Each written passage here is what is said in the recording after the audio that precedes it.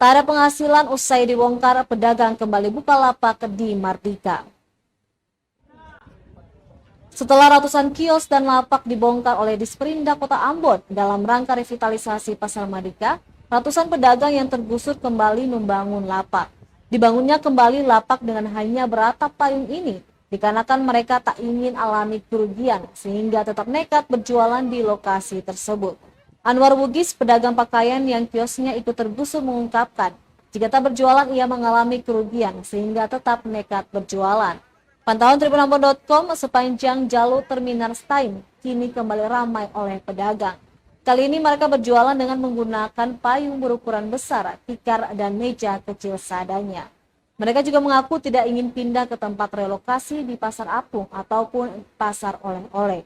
Pasalnya tempat baru yang diberikan pemerintah itu tidak seramai saat ini. Sebelumnya pembongkaran lapak dilakukan guna mempercepat proses revitalisasi yang rencananya mulai awal Februari mendatang.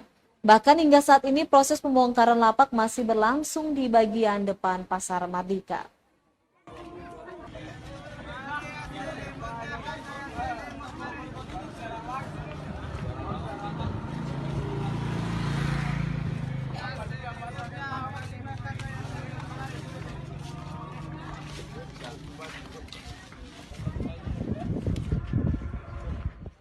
Terima kasih sudah nonton.